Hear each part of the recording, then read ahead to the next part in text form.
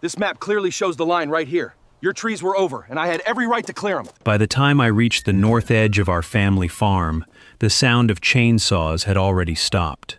That was the first thing that scared me. Not the noise, but the silence after it. The row of old trees that had stood there longer than I had been alive was gone. Oak trunks were split open across the dirt. Black walnut branches were piled beside fresh tire tracks.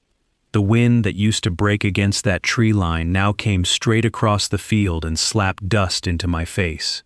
Then Dale Whitaker came storming toward me from the other side of the property line, his face red, his boots sinking into our soil like he owned it. He waved a folded map in one hand and jabbed his finger toward the stumps with the other, acting like I was the one trespassing. Behind him, a tree crew was loading thick walnut logs onto a trailer as if they were hauling away scrap wood, not 70 years of my family's history. I told him to stop the crew. Dale just laughed and said those trees had been on his land the whole time. He claimed he had checked an online map, claimed my grandfather had stolen 12 feet of ground decades ago, and claimed he was finally cleaning up a problem my family had been too stubborn to fix. His voice kept getting louder. His arms swung around like he was performing for the workers. At one point, he kicked one of the fallen branches toward me and told me that if I thought a few trees were worth money, I could go ahead and sue him. I wanted to yell. I wanted to grab those logs off the trailer with my bare hands. But then I saw something on one of the remaining stumps, half buried under sawdust. A faded blue paint mark.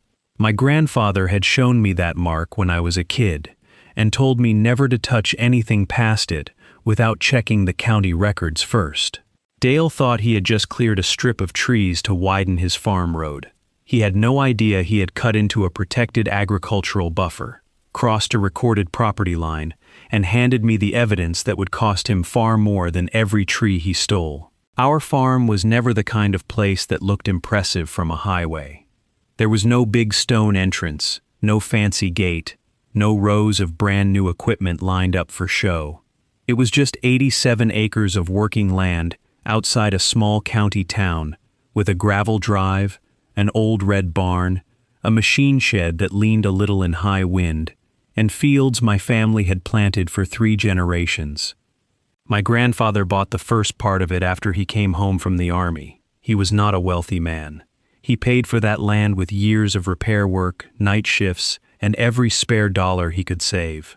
Back then, people told him the soil was too sandy along the north edge and too wet near the creek bed. But he learned the land slowly. He planted corn where the ground held heat, soybeans where the drainage was better, and trees along the north boundary to protect the field from winter wind. Those trees became more than a border. They were part of how our family understood the farm. My father used to walk me along that line when I was little and point out the oaks, the black walnuts, the maples, and the low brush where rabbits hid in the spring. He taught me how the tree line held the soil in place after heavy rain, how it kept the snow from drifting across the field road, and how the roots protected the shallow drainage channel that ran behind the crop ground. After my father passed, my mother hung a small wind chime on one of the lower branches near the bend in the fence. She said she liked hearing it when she opened the kitchen window in the evening. To anyone else, it probably looked like a rusty little decoration. To us, it marked the place where my dad used to stop, lean on a fence post, and look over the field before harvest.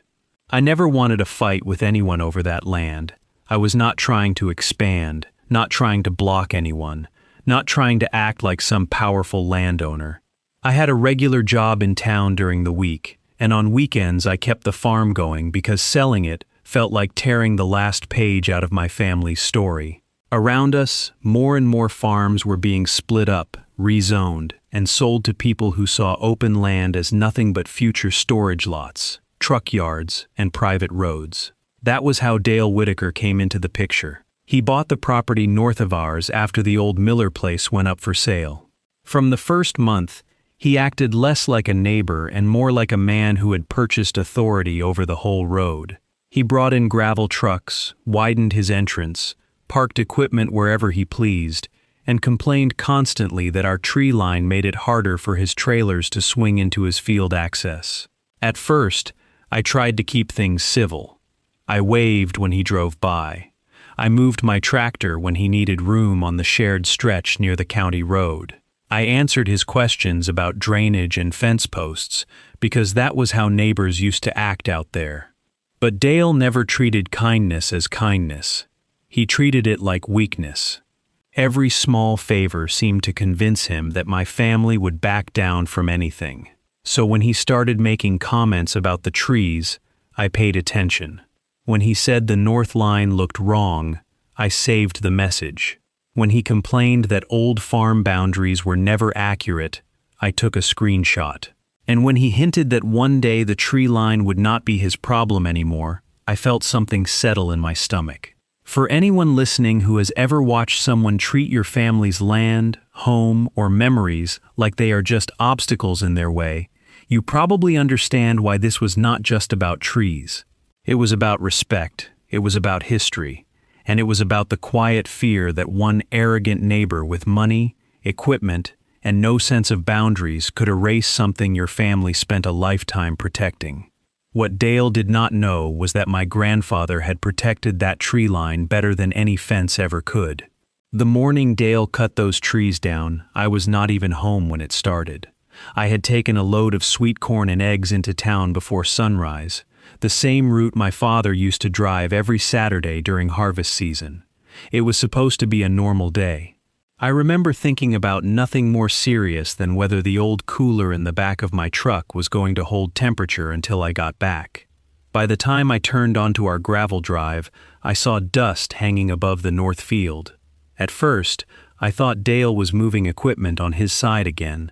He had been doing that more and more, pushing trucks in and out, dragging gravel across the entrance, acting like the whole stretch of road existed for his convenience. But then I saw the tops of the trees missing. Not trimmed, not thinned, missing. I drove straight across the field road and stopped so hard the truck rocked forward. The scene in front of me looked unreal. The tree line that had always stood like a wall between our farm and Dale's property had been opened up, like someone had ripped a seam out of the land. Fresh stumps ran in a crooked line along the edge of the field. The ground was torn up by tire tracks. Sawdust covered the grass. Branches were stacked in piles, and the largest trunks had already been cut into sections. A tree crew was working fast, too fast, like they knew they were not supposed to be there long. One man was feeding smaller limbs into a chipper. Another was dragging chains around a black walnut log, thick enough that two people could not have reached around it. Their trailer was already half full of wood that had come from my family's side of the line. Dale stood near the middle of it all with his arms crossed, watching like a supervisor on a job site. He did not look surprised when I got out of the truck. He looked satisfied. That was what made my stomach twist. He had not made a mistake and suddenly realized he had gone too far. He had planned this, waited until I was gone, hired the crew, and then stood there while years of family history were cut down in sections. When I asked what he thought he was doing, Dale acted offended that I had interrupted him. He waved a printed map from some online property website and pointed toward the stumps, as if that blurry image mattered more than deeds, pins, surveys, and decades of recorded boundaries. He claimed the real line ran 12 feet inside our farm. He claimed my grandfather had benefited from a bad fence placement for years. He claimed he was simply taking back access that should have been his all along. The more I challenged him, the louder he got. His face went red. His hands kept moving, chopping the air, pointing toward the logs, then toward my barn, then back at the field. He told the crew to keep loading while he talked over me. He said rural boundaries were always wrong, that county records were slow and useless, and that nobody was going to punish a man for cleaning up trees on land he believed was his. Every sentence carried the same message. He thought money, equipment, and confidence could replace permission. Then he went further. He said my family should have dealt with the tree line years ago. He said it blocked his view, narrowed his turn, dropped leaves into his drainage path, and made it harder for his trailers to swing wide when he brought in machinery. He made it sound like our trees had personally insulted him. He never once mentioned the fact that they held our soil in place, protected the shallow drainage channel, and stood several feet inside the old boundary markers my father had shown me. I asked the crew leader if they had seen a permit, a survey, or written permission from the landowner. The man's expression changed immediately. He looked at Dale, then at the ground, then at the row of stumps.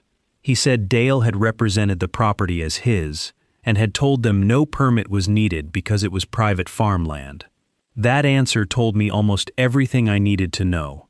They had not verified the line, they had not checked county records, they had taken Dale's word and brought chainsaws onto my land. Dale heard it and still did not back down. Instead, he leaned into the arrogance. He said if I wanted to waste money on a lawyer over a few old trees, that was my choice. He said no judge in the county would care about a windbreak.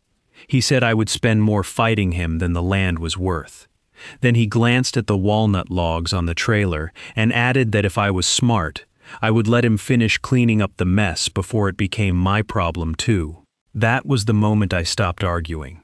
I took out my phone and started recording everything. I recorded the trucks, the license plates, the equipment, the trailer full of logs, the tire tracks crossing from Dale's access onto my side, the stumps, the torn up soil, and Dale standing there giving instructions. I moved slowly, making sure the camera caught the angle of the old fence posts and the remaining blue paint on one stump near the bend.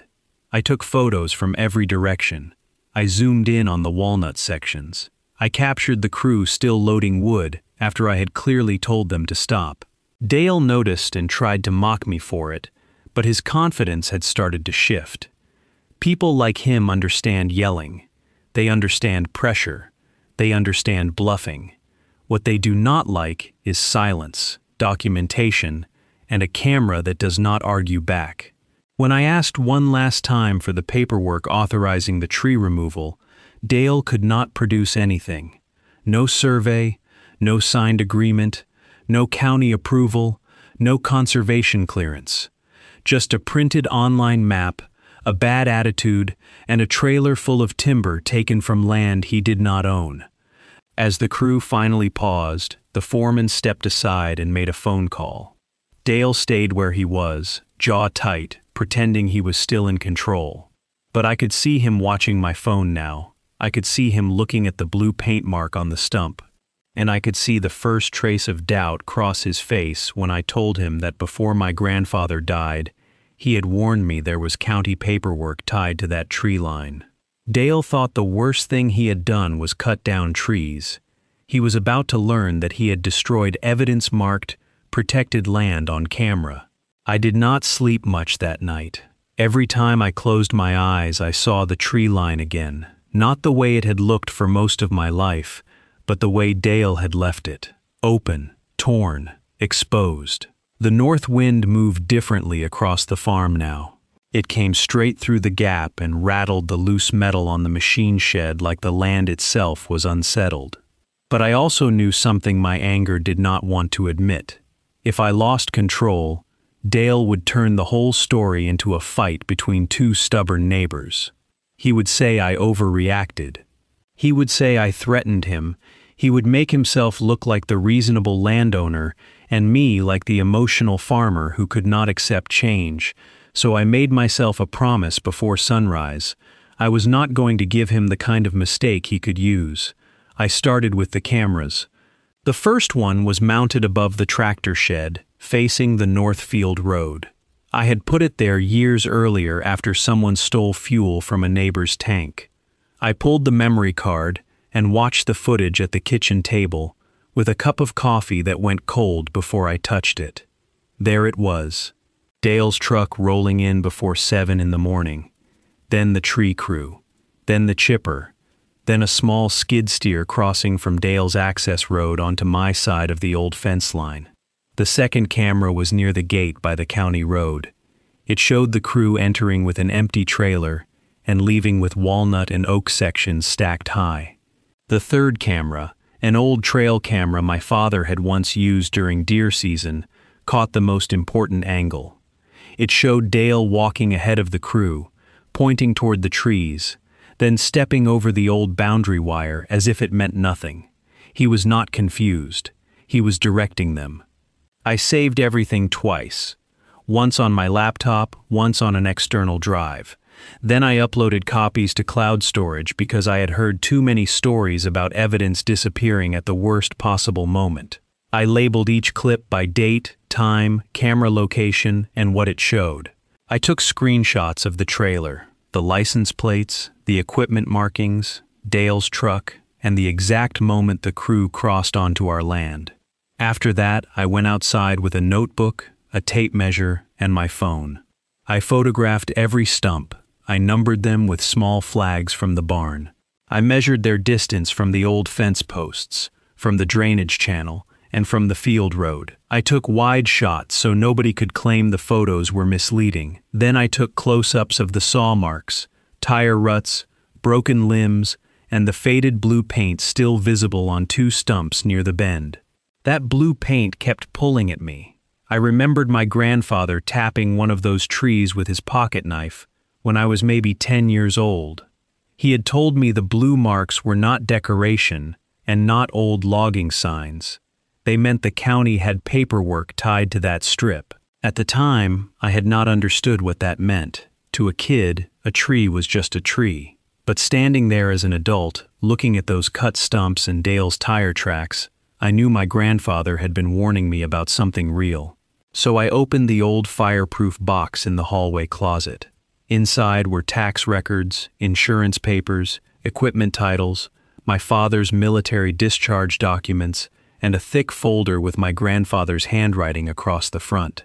The folder smelled like dust and old paper. I spread everything across the kitchen table and started sorting. The deed was there. So was an old survey, yellowed at the edges but still readable. The north boundary line matched what my father had always told me. Then I found a county soil conservation agreement from decades earlier. It described a protected agricultural buffer along the north edge of the farm, established to reduce erosion, stabilize runoff, and preserve a windbreak between cultivated land and the shallow drainage channel. The language was dry, but the meaning hit me hard. That tree line had not just been planted by my grandfather, it had been recorded, recognized, protected. I called the county clerk first. I expected to be transferred 3 times and forgotten. Instead, the woman on the phone found the old recording number and confirmed that the conservation buffer still appeared in the county records. She told me to contact the Soil and Water Conservation District and not to disturb the site until someone could review it. Her tone changed when I mentioned that the trees had already been removed without permission. Then I called a licensed surveyor. I sent him the deed, the old survey, photos of the stumps, and the footage showing Dale's crew crossing the line. He did not make promises.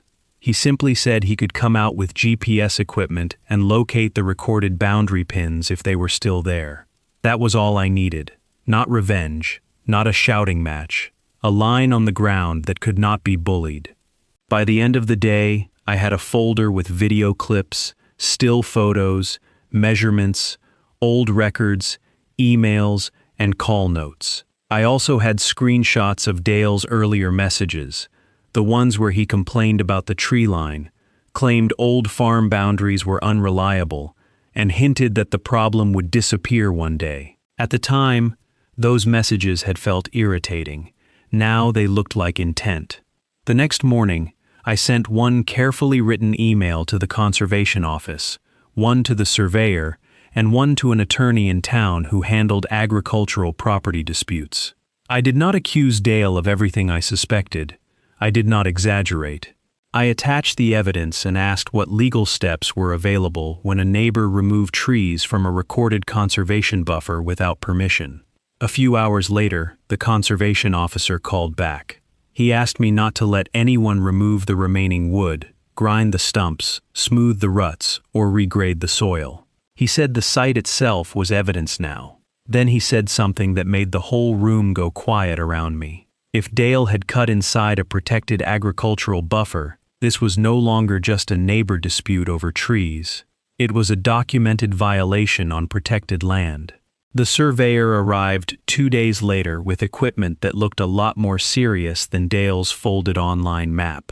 He did not come with an opinion, a grudge, or a story. He came with recorded documents, GPS gear, county references, and the kind of quiet confidence that made me feel, for the first time since the trees fell, that the truth could still be pinned back into the ground. I walked with him along the north edge of the farm while he checked the old survey against the deed description. Every few minutes he stopped, took a reading, marked a point, and moved on without saying much. Dale watched from his side of the property with his arms crossed, pretending he was not concerned. He had that same hard look on his face, but the longer the surveyor worked, the less comfortable he seemed. It is one thing to wave around a screenshot from a property website. It is another thing to watch a licensed professional locate the legal boundary you claimed did not exist. The first boundary pin was still there, buried under grass near the field road. The second one took longer to find, but when the surveyor uncovered it near the drainage channel, my chest tightened. It matched the old records almost perfectly.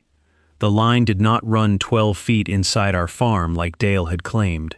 It did not even run through the middle of the missing tree line. The legal boundary sat north of the stumps. Every tree Dale had cut was on our side, and not barely on our side, not close enough for confusion. Several of the largest stumps were well inside our property, beyond the old wire, beyond the painted marks, beyond any reasonable mistake. The surveyor placed flags along the line, and with each flag, Dale's story got smaller. His confidence had been built on the hope that nobody would check. Now the ground itself was proving him wrong. But the property line was only the first problem. That afternoon, the conservation officer came out with a county file that looked like it had been pulled from the back of a records room. The papers were old, but the recording numbers were clear. My grandfather had enrolled that north strip in an agricultural conservation buffer agreement decades earlier. The purpose was listed in plain language: windbreak preservation, erosion control, runoff stabilization, and protection of the shallow drainage corridor between the two parcels. The officer walked the site slowly, looking at the stumps, the ruts, the torn soil, and the missing signpost near the bend. He compared my photos to the old county map. Then he pointed to the faded blue paint on the remaining stump and explained that those marks were part of the buffer identification system used at the time the agreement was recorded. My grandfather had not just planted a row of trees. He had protected that strip through county records so it could not be casually cleared, moved, or destroyed by whoever wanted easier access. That was when the full weight of what Dale had done finally settled over the farm. He had not trimmed overhanging branches. He had not corrected a fence. He had not cleaned up nuisance growth. He had crossed onto private farmland, removed mature trees from a recorded conservation buffer, damaged the soil, disturbed the drainage edge, and allowed valuable timber to be hauled away from land he did not own. Then the camera footage made it worse for him. On one clip, Dale stood beside the old conservation sign before the crew started cutting. The sign was weathered, tilted, and partly hidden by brush, but it was readable enough. On another clip, one of the workers removed it and leaned it against the skid steer before the first tree came down. Dale was standing less than 10 feet away. He could not pretend he had never seen it. He could not pretend the tree crew acted alone. The footage showed him pointing, directing, and watching while they crossed the old boundary wire and cut from my side. The attorney I contacted reviewed everything that evening: the deed, the new survey, the conservation record, the camera clips, the screenshots of Dale's messages, the photos of the logs on the trailer. His response was calm, but every sentence made the situation clearer. Dale was exposed on multiple fronts: trespass, timber conversion, damage to protected agricultural land, possible restoration liability, and the cost of professional fees needed to prove what he had denied. The demand letter went out the next morning. It required Dale to stop all work near the north boundary, preserve every remaining log, identify the tree company, provide all written instructions he had given them, reimburse the survey costs, pay for restoration planning, and compensate our family for the mature trees that had been removed. It also warned him not to grind stumps, smooth over tire ruts, move soil, burn brush piles, or alter the site in any way, because the damaged buffer was now evidence in a county investigation. For the first time, Dale did not come roaring down the road to yell at me. He did not stand at the fence and wave papers in the air. He did not send another message about old boundaries or useless county records. He went quiet, and that silence told me he had finally understood something. This was no longer about whether I could afford to fight him. This was about whether he could afford the truth. A few days later, a certified letter from the county arrived at his property. I saw the mail carrier stop at his gate, saw Dale take the envelope, and saw his face change as he read the first page. The words on that notice were simple, official, and impossible for him to laugh off. Unauthorized removal of protected vegetation. After weeks of acting like the tree line was nothing but an inconvenience, Dale had just been informed that the land he thought he could erase had a legal history older than his ownership, stronger than his attitude, and backed by records he never bothered to check.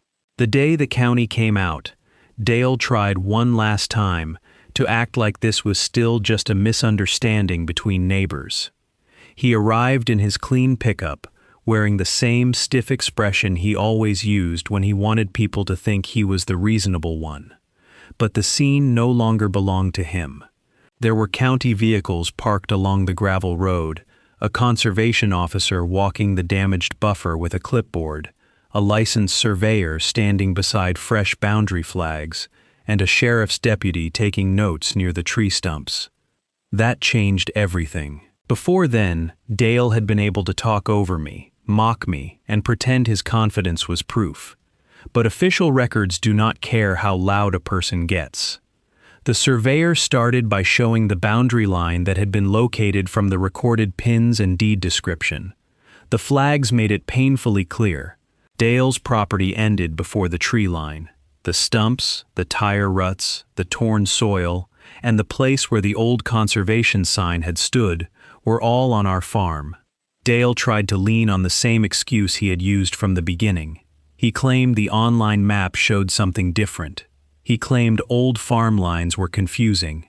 He claimed he had relied on what he believed was accurate information.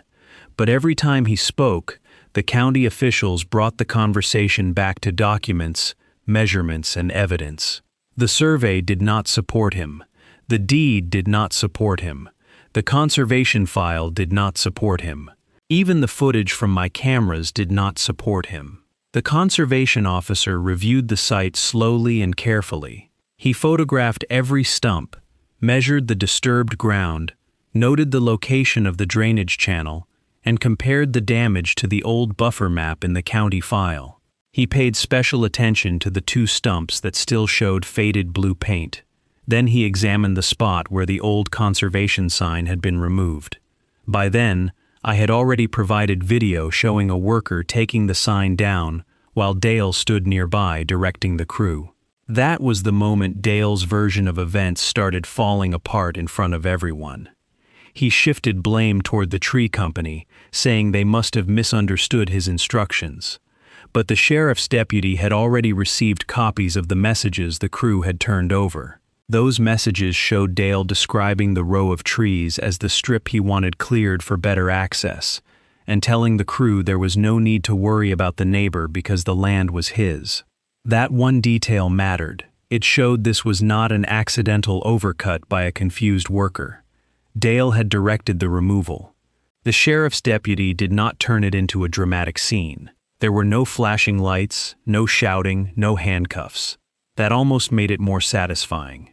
He simply documented the trespass complaint, noted the removal of timber from land that did not belong to Dale, and explained that the civil side and the county violation would move forward separately. Dale kept looking around as if he expected someone to rescue him from the paperwork. but no one did. Then code enforcement stepped in because Dale's entire plan for widening his farm access had never been properly approved. The gravel staging area he had started building near the boundary had no valid permit. His drainage changes had not been reviewed. His intended equipment entrance sat too close to the protected buffer and the runoff channel. What Dale had presented as a simple cleanup job was now being treated as part of a larger unauthorized site alteration. The county issued a stop work order before leaving the property. Dale was ordered not to move soil, remove more vegetation, grind the stumps, haul away remaining wood, expand the road, or continue drainage work until the investigation and restoration plan were complete. The tree company was also notified that they had performed work on disputed land without verifying ownership or required approvals. For the first time since this started, Dale did not have anything clever to say. He stood beside his truck with his jaw tight and his phone in his hand, making call after call while the officials walked the damaged strip and wrote down the truth he had tried to bury under sawdust. I remember standing near one of the larger walnut stumps, looking across the open gap where the windbreak used to be. I was still angry, I was still heartbroken, but I was no longer alone in it.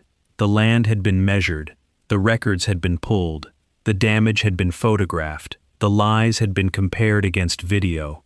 By the time the county vehicles left, this was not Dale's word against mine anymore. It was a case file. The final cost did not come all at once.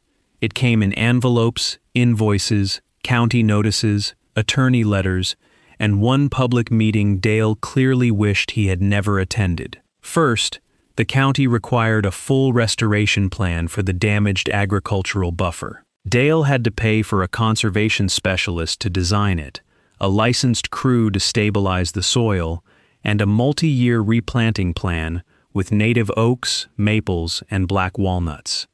He was also ordered to install erosion control before the next heavy rain and keep the area undisturbed while the new trees took root. His farm access expansion was suspended indefinitely because the county found unapproved grading, improper drainage work, and a direct impact on the protected strip. Then came the money. Between the appraised value of the mature trees, the cost of restoration, survey fees, attorney fees, and the timber that had been hauled away, Dale's settlement climbed past $74,000. The tree company did not walk away clean either. Their insurance carrier became involved after the evidence showed they had cut and removed timber without verifying ownership or checking whether the site was protected. Dale tried to blame them at first, but the messages he sent them made that almost impossible. The hardest part for him, though, happened at the county meeting. He walked in expecting to explain himself. Instead, the conservation officer presented the survey, the old county buffer record, photos of the stumps, and still frames from my camera showing Dale directing the crew. The room went quiet when the officer read the phrase, "unauthorized removal of protected vegetation," into the record. Dale did not look powerful then. He looked small. People in the community remembered how he had bragged about clearing that tree line. They remembered how he had called it junk growth, how he had said old farm families got too sentimental about land, and how he had told me to sue him if I thought the trees were worth anything. Now everyone knew those trees had been on our farm, protected by county records, and cut down because one man thought his convenience mattered more than another family's rights. I will not pretend the settlement made me feel whole. Money could not bring back the sound of my mother's wind chime in those branches. It could not replace the shade my father used to stand under, or the trees my grandfather planted with his own hands. But it did something important. It forced the truth onto paper. It restored the boundary. It made Dale pay to repair what he damaged. And it made sure no one could look at that north edge again and pretend it was just empty space waiting to be taken. That is what I learned from all of it. You do not protect a family farm by being louder than the person trying to take from you. You protect it by saving the messages, checking the deed, calling the surveyor, preserving the evidence, and making the law speak where anger would only be ignored. So if you have ever dealt with someone who thought money, arrogance, or a loud voice gave them the right to cross your line, leave your thoughts in the comments. Share this story with someone who needs to hear it. And remember this: sometimes the strongest fence around your property is not made of wood or wire. Sometimes it is made of records, evidence, and patience.